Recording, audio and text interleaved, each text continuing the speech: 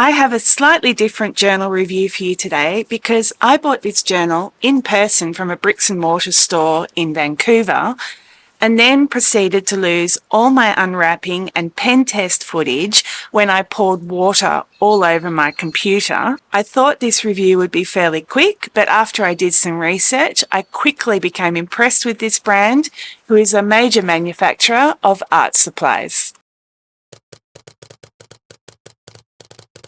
Hi, I'm Ruby from the Useful Journal. Please like this video and subscribe to my channel and check out my playlist of a huge range of dot grid journal reviews. Today I'm reviewing a 90 GSM dot grid notebook. They call it a sketchbook from Caran. This is the Keith Haring Special Edition. I will tell you a bit about the company and their products. I will tell you about the packaging of the journal, the construction, the features and the markings of the journal. I will talk about the paper and how it performs in my pen test. And I will talk about the company's approach to environmental and social responsibility.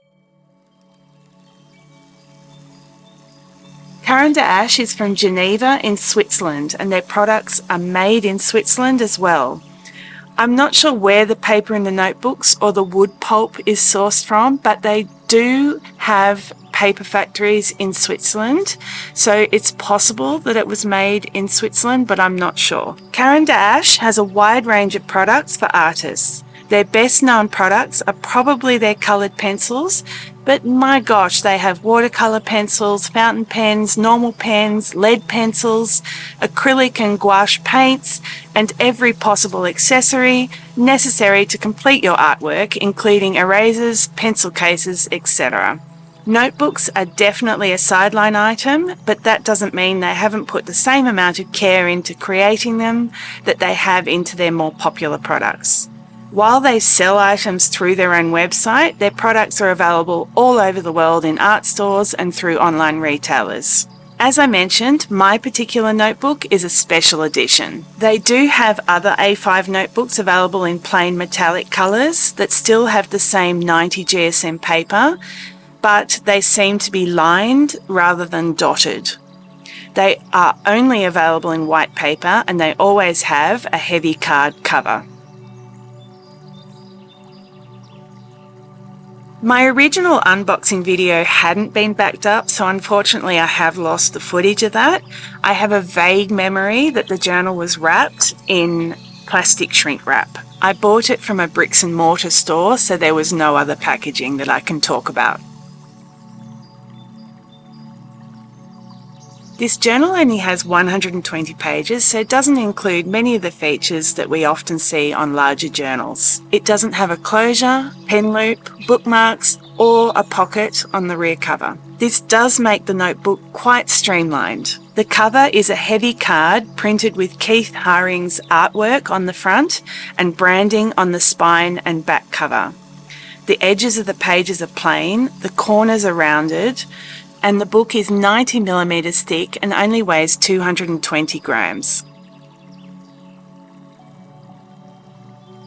Unusually for a small notebook, there is a high quality sewn book binding and it lays flat when opened.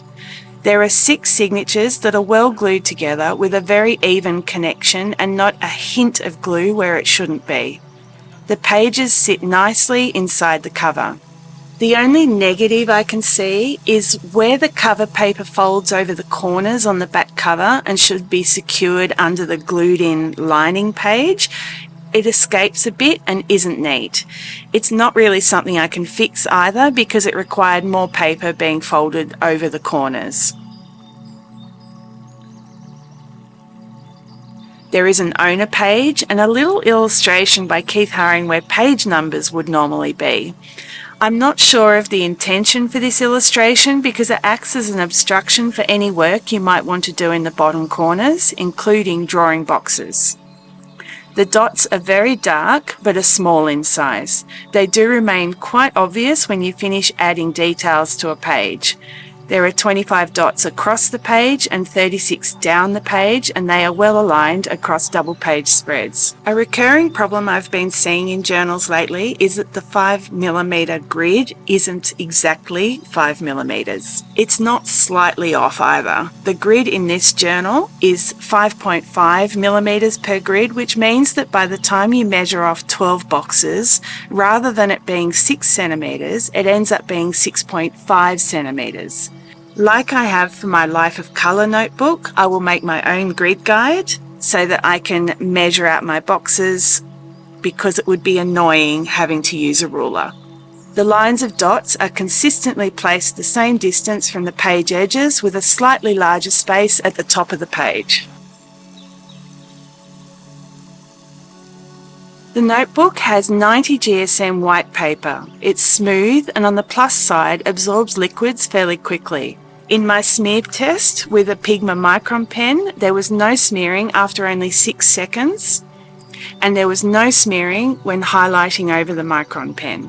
My watercolour circle tests had strange results, with a lot of spots showing up in the wet on wet test and a streaky result on the dry test.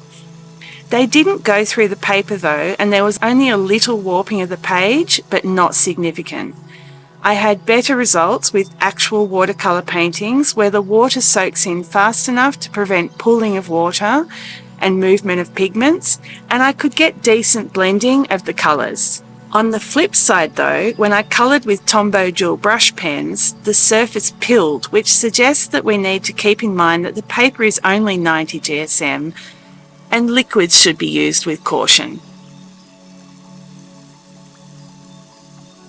There is a slight level of bleed through, but usually from pens that have a record of doing this and when multiple layers were placed down.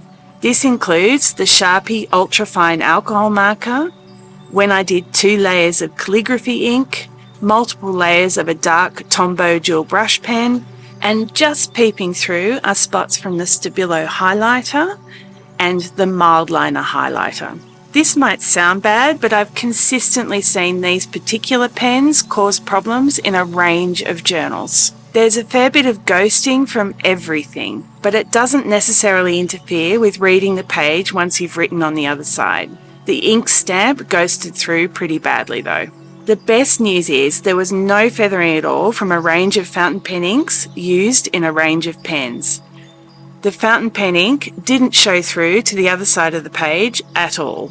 I suspect this journal might have been designed with using the Caran fountain pens in mind, so that may be why they perform really well. Pencil erases cleanly, and the whiteout suited the colour of the paper well, with the best result and match being from the whiteout pen.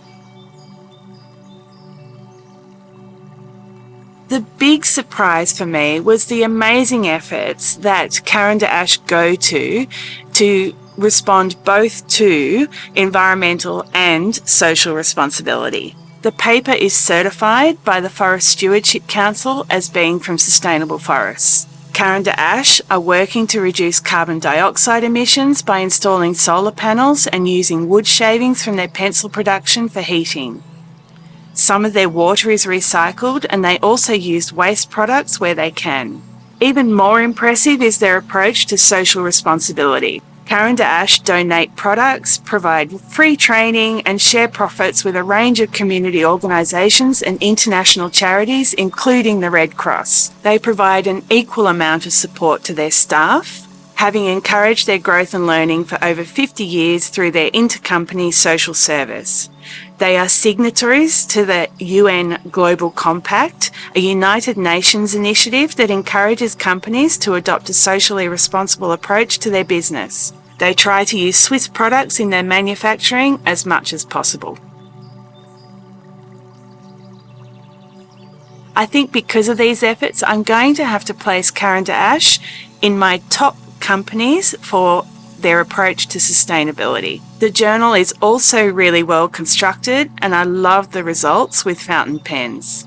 While there's a couple of little issues with bleed through and ghosting, I think if you took care, you'd have very few problems. After all, the paper is 90 GSM, so we can't expect the same results that we'd see from 160 GSM paper. The things I dislike the most are the darkness of the dots, and I really don't understand the point of the little picture in the corner of each page because it really gets in the way of using that page the way I like to use it. Perhaps I can put page numbers inside the little hearts. Overall, I'm looking forward to using this journal. It will be a great choice for when I've only got 3 or 4 months left in the year because of the reduced number of pages, or it might also be good for a hobby where I don't need a large journal. Please like this video and subscribe to my channel.